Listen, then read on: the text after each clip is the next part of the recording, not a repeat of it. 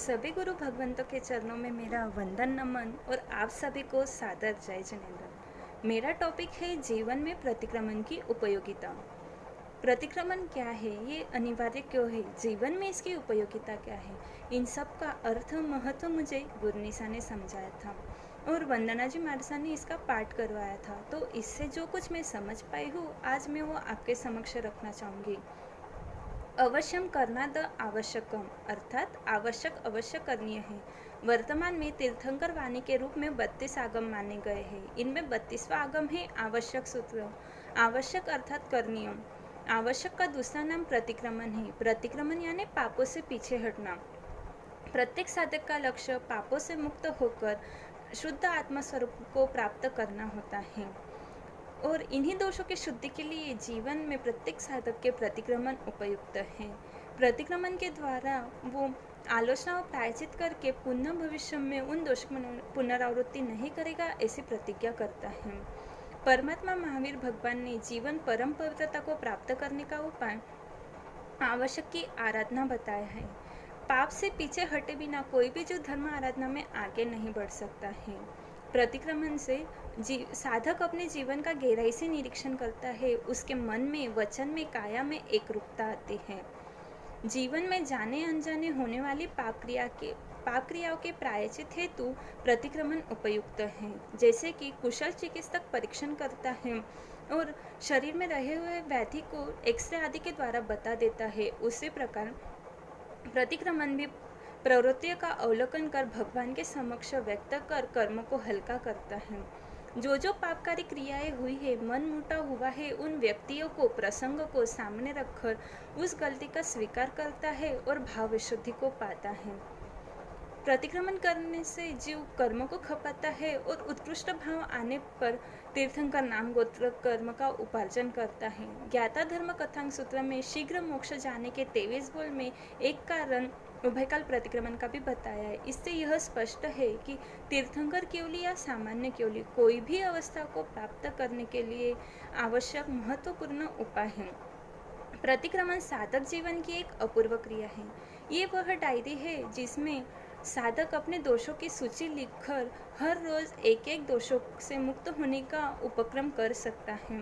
वही कुशल व्यापारी कहलाता है जो प्रतिदिन सायंकाल को देखता है कि आज मैंने कितना लाभ प्राप्त किया है। इसी प्रकार हमें भी देखना है अपने जीवन में प्रतिदिन कि ऐसा कौन सा कर्तव्य है कि जो मुझे करना था पर प्रमाद के कारण नहीं कर पाया। कहा जाता है कि सुप्रसिद्ध विचारक फ्रैंकलिन ने अपना जीवन डायरी के द्वारा सुधारा था। उनके जीवन में अनेक दुर्गुण थे। वो अपने दुर्गुणों को एक डायरी में लिखा करते थे और उन दुर्गुणों पे गहराई से चिंतन करते थे कि इस सप्ताह में मैंने कौन सी भूल की है और इन भूलों को मैं फिर से नहीं दोहराऊंगा, न इसकी पुनरावृत्ति करूंगा। ऐसे करके धीरे धीरे उन्होंने अपने जीवन से दुर्गुण निकाल दिए और एक दिन वो एक महान विचारक चिंतक बन गए। इसी प्रकार हमें भी प्रतिक्रमण रूपी डायरी को जीवन में लाकर जीवन सुधार कर श्रेष्ठ बनाना है। प्रतिक्रमण अध्यात्म की एक धुरी है। उत्तराधन सूत्र के 29वें अध्ययन के 5वें पृष्ठ में आलोचना का सुंदर फल प्रतिपादित किया है। आलोचना करने वाला जीव माया, निदान, मिथ्या दर्शन रूपी तीनों शल्य को उखाड़ फेंकता है और 6ठे पृष्ठ में बताया है कि आत्मनिंदा करने वाला जीव पश्चाताप को प्राप्त करता हुआ शपक्षणी आरोहण करता है और मोहनीय कर्म को नष्ट कर देता है। प्रभु प्रभु धुन लागी नहीं, पड़ा न सद्गुरु पाय, दीठा नहीं निज दोष दर्शन, तरिये कौन उपाय। अर्थात गुरु भक्ति, प्रभु समर्पण, निज दोष दर्शन, ये तीन संसार सागर से तैरने के 3 उपाय है। अगर यह जीवन में न आए तो जीव भव सिंधु कैसे तैरेगा। जीवन में औषधि के समान प्रतिक्रमण उपयुक्त है। औषधि का प्रतिदिन सेवन करने से विद्यमान रोग शांत हो जाते हैं और रोग ना हो तो रूप, वर्ण, यौवन, लावण्य में वृद्धि होती है और भविष्य में रोग नहीं होते। इसी प्रकार प्रतिक्रमण भी दोष लगे हुए हैं तो उसकी शुद्धि करता है और दोष ना लगे हो तो चारित्र की विशेष शुद्धि प्रतिक्रमण करवाता है। तो इस तरह है जीवन में प्रतिक्रमण की उपयोगिता। लगे हुए दोषों की शुद्धि के लिए, कर्मों की निर्जरा के लिए,